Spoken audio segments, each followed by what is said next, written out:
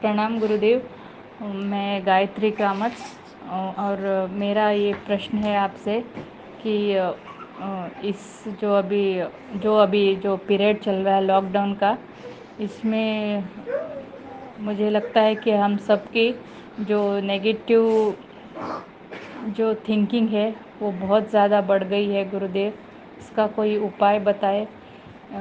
जितना भी हम कोशिश करते हैं तो कुछ ना कुछ नेगेटिव हो ही जाता है। परिवार में, हमारी लाइफ में, आस पड़ोस में, सब कुछ नेगेटिव सा हो जाता है गुरुदेव। पहले तो ऐसा नहीं था, लेकिन अब स्पेशली अब इस दौरान बहुत नेगेटिविटी हो गई है गुरुदेव। प्लीज़ इससे बचने का उपाय बताइए, नहीं तो प्लीज़ आप ही आशीर्वाद दे दीजिए गुरुदेव कि नकारात्मकता सकारात्मकता में बदल जाए। जय गुरुदेव। गायत्री कामत, आपकी ज़िंदगी में जितनी नकारात्मकताएं पैदा होती हैं उन सब के मूल में किसी न किसी प्रकार का भय ज़रूर निहित रहता है। आज कोरोना महामारी के कारण बहुत बड़ा भय सबके दिलों में प्रवेश कर गया है। और इसके अलावा, जैसा आपने पूछा है, रोज़ किसी न किसी प्रकार का कोई न कोई भय आपको घेरता है और तरह तरह की नकारात्मकताएं आपकी ज़िंदगी में पैदा होती रहती। इन नकारात्मकताओं को सकारात्मकता में बदलने के लिए सबसे ज़रूरी है कि अपने भीतर से भय की मानसिकता को समाप्त करें। जब आदमी हमेशा डरा डरा रहेगा तो निश्चित रूप से उसे नकारात्मकताएं पकड़ेंगी। और डरे डरे जीना वास्तव में नरक में जीना है। जो व्यक्ति डरा डरा जीता है वो मौत आने के पहले ही लगभग मरा मरा जीता है। इसलिए मेरा कहना है, जीने का अर्थ है जीवंत होकर पूरी तरह जीना, भय मुक्त होकर जीना। यही अध्यात्म का प्राण है। अगर भय मुक्त नहीं हैं आप, तो निश्चित रूप से आप आध्यात्मिक नहीं हो सकते हैं। आप कितना आध्यात्मिक हैं, इसकी कसौटी सिर्फ यही है कि कितनी निर्भयता आपके भीतर है। जिस व्यक्ति के भीतर पूरी तरह निर्भयता आ जाती है, वह व्यक्ति पूरी तरह आध्यात्मिक हो जाता है। वो आत्म साक्षात्कार की अवस्था को उपलब्ध हो जाता है। आत्म साक्षात्कार की अवस्था को उपलब्ध करने के लिए एक ही सबसे महत्वपूर्ण आवश्यकता है, निर्भयता की अवस्था को प्राप्त करना। और निर्भयता की अवस्था को प्राप्त करने का सबसे पहला सूत्र आपको बताना चाहता हूँ कि इस पृथ्वी पर मनोवैज्ञानिकों का कहना है कि जिन जिन बातों को लेकर मनुष्य भयभीत रहता है, उनमें से 99% बातें, 99% घटनाएं कभी घटती ही नहीं, लेकिन वह आदमी के जीवन को नरक बना देती हैं। जैसे आपको चिंता है कि आपकी बेटी का 25-26 साल की अवस्था में विवाह नहीं हुआ तो आपकी नाक कट जाएगी। तो आप कैसे इस समस्या से अपने को बचाएंगी? लेकिन आपके बेटी की शादी निर्धारित समय से और पहले हो जाती।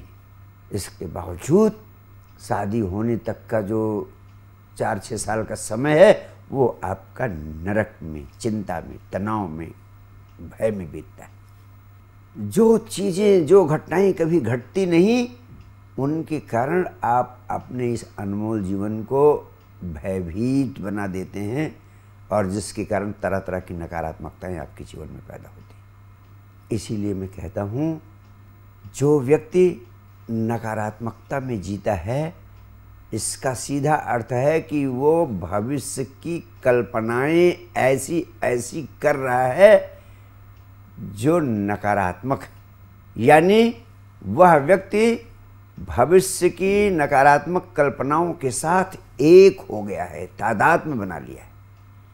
यानी वह उन चीज़ों के कारण दुखी है जो अस्तित्व में नहीं है वर्तमान में, सिर्फ भविष्य की कल्पना में है। ऐसा व्यक्ति जो उन चीज़ों से डरा हो जिनके डरने का कोई वर्तमान में कारण ही नहीं है, भविष्य की सिर्फ कल्पना है, इसका अर्थ है ऐसा व्यक्ति वास्तव में पागलपन की अवस्था में पहुंच रहा है। और इसलिए मेरा कहना है कि भविष्य की कल्पनाएं करना तो आपके हाथ में है। तुम भविष्य की नकारात्मक कल्पनाएं करके अपनी जिंदगी की एक ट्रेजेडी की फिल्म निर्मित करते रहते हो स्वयं।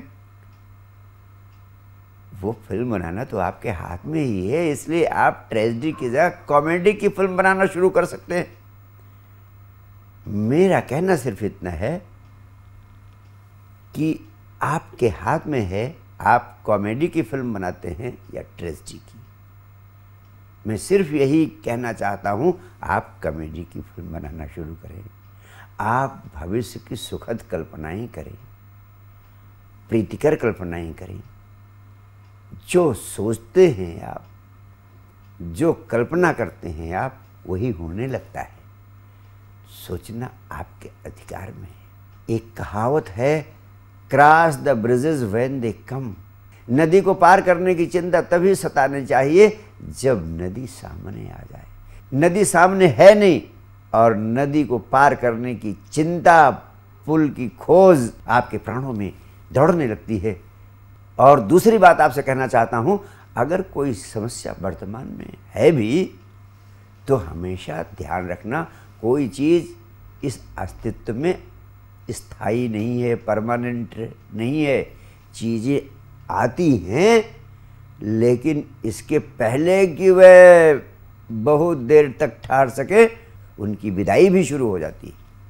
इसीलिए भगवान बुद्ध ने कहा, theory of momentariness is the most important dimension of man's life.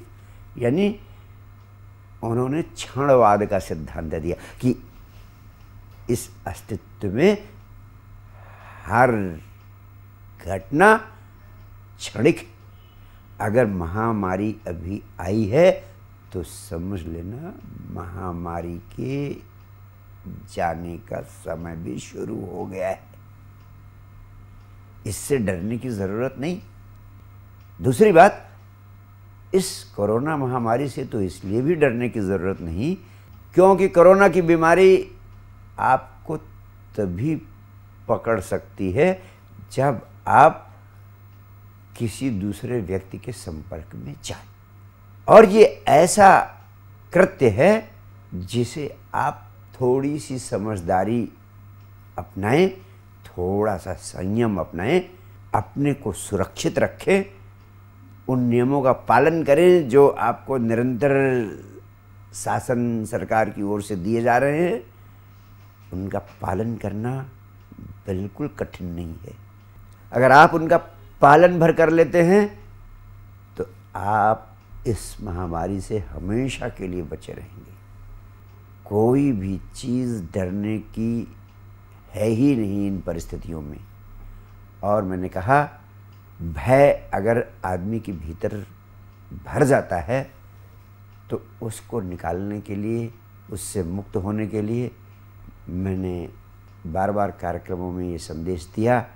और तीसरी बात मैं कहना चाहता हूँ कि भय मुक्त होने के लिए अपने शरीर को हर प्रकार के तनाव से मुक्त कर लेना जरूरी है, क्योंकि तनाव के रूप में ही यह भय हमारे शरीर में जगह बना लेता है, ग्रंथियां पैदा कर लेता है। इन ग्रंथियों का विसर्जन करना जरूरी है। और इन तनाव की और भय की ग्रंथियों का विसर्जन करने के लिए हर रोज़ कम से कम 1 घंटे का व्यायाम करना अपने जीवन का अनिवार्य अंग बना लें। और दूसरी बात, लंबी और गहरी सांस लेने की आदत बना लें। ये दो महत्वपूर्ण आयाम हैं, 1 घंटे व्यायाम करना और लंबी गहरी सांस लेने का अभ्यास करना। और तीसरे, संजीवनी क्रिया के माध्यम से कम आधे घंटे ध्यान की अवस्था में होना। अगर इतना आप कर लेती हैं तो निश्चित रूप से आप हर प्रकार के भयों से, हर प्रकार की नकारात्मकताओं से मुक्त होने के लिए सक्षम हो जाती। इस संबंध में इतना ही। बहुत बहुत धन्यवाद।